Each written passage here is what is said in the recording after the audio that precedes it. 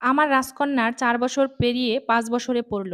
এইজন্য সামান্য একটু আয়োজন করলাম। যেহেতু ছোট মানুষ, একটু তো আনন্দ দিতেই হবে। আর ঈদের ছুটিতে যেহেতু বাড়িতেই ছিলাম, ছোট্ট সারামণির কিন্তু জন্মদিনটা ওখানেই করেছি। যেহেতু গ্রামের বাড়িতে ছিলাম, এইজন্য সবাই মিলে একটু ছোটখাটো একটু আয়োজন করলাম। সারামণি তো নানু বাড়ি যাওয়ার জন্য পাগল হয়ে থাকে সবসময়। অবশ্য আমি খুবই কম যাই, যেহেতু জব করি, সময় হাতে থাকে না। ঈদের ছুটি ছাড়া বরঞ্চ বছরে ২ থেকে ১ বারের বেশি যাওয়া হয় না। অবশ্য জন্মদিনটা পালন করতে আমার তেমন বেশি ভালো লাগে না। তারপরেও যেহেতু সারামণি ছোট্ট, কেক কাটতে খুব পছন্দ করে, তাই আরকি ছোট্ট একটু আয়োজন করলাম। আর এইদিকে সারামণিকে আমি একটু সাজিয়ে রেডি করে দিচ্ছি, যেহেতু কেক কাটবে, ছোট মানুষ। আর আমার মেয়েটা সবসময় একটু সাজুগুজু করা খুবই পছন্দ করে। আমি যদিও সাজিয়ে না দেই, ও কিন্তু একা একাই সবকিছু নিয়ে সাজতে পারে। আর আজকে আমি একটু নিজে হাতেই সাজিয়ে দিলাম। সবসময় তো একা একাই চেষ্টা করে। যেহেতু সারামণির জন্মদিন ছিল, ওর বাবা কিন্তু বাসায় ছিল না। ওর বাবা সন্ধ্যার দিকে আসছে, যেহেতু গ্রামের বাড়িতে চলে গিয়েছিল। এদিকে বিকেল বেলায় আমার ভাইস্তা এবং ভাগ্নাকে বললাম যে ওর জন্য একটা কেক নিয়ে আসো। পরে ওরা মানিকগঞ্জ শহর থেকে একটা কেক নিয়ে আসলো। আর এইদিকে দেখা গেল সারার বাবাও সন্ধ্যাবেলায় চলে আসছে।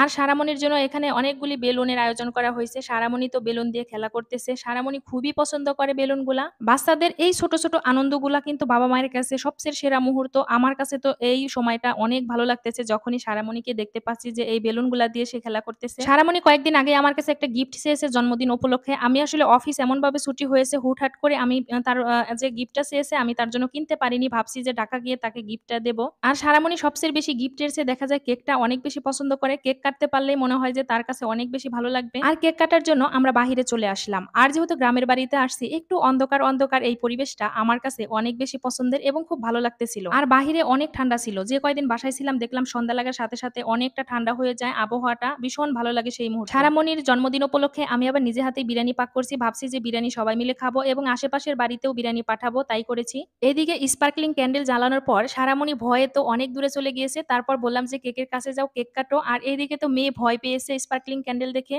আর এইদিকে সারামণি কেক দেখে আর লোভ সামলাতে পারতেছে না। সে কিন্তু এখান থেকে টেস্টি ট্রিট যে লেখাটা ছিল এটা নিয়ে আগে খেয়ে নিল। এইদিকে কেক কাটার আগে সারামণি কেক খাওয়া শুরু করে দিছে। মানে সে কেক দেখলে পাগল হয়ে যায়। প্রায় সময় তাকে কেক কিনে দিতে হয়। কেক খেতে খুবই পছন্দ করে সারামণি। এদিকে সারামণির সাথে আমরাও হাত মিলিয়ে কেক কাটছি একসাথে। আর সবাই মিলে হ্যাপি বার্থডে টু ইউ বলছি। সারামণি তো খুব এনজয় করতেছে, খুবই ভালো লাগতেছে তার। এই যে এত সুন্দর একটা মুহূর্ত সারামণিকে দেয়ার জন্যই এই যে সামান্য একটু আয়োজন করেছি গ্রামের বাড়িতে এসে। আমার মেয়ে তো মহা খুশি। অবশ্য নানু বাড়িতে গেলে তার একটা সমস্যা আছে, সে ভাত খাইতে চায় না। ১.৫ দিন ২ দিন পর সে একবার ভাত খাবে, আবার ১.৫ থেকে ২ দিন ভাত খাবে না, এরকম একটা অবস্থা। আপনারা বলবেন যে ভাত না খেয়ে কিভাবে থাকে? হ্যাঁ, ভাত না খেয়ে আমাদের আবার দোকান আছে। দেখা যায় সবসময় আইসক্রিম, চকলেট, চিপস এই সেই প্রচুর পরিমাণ খাইতে থাকে।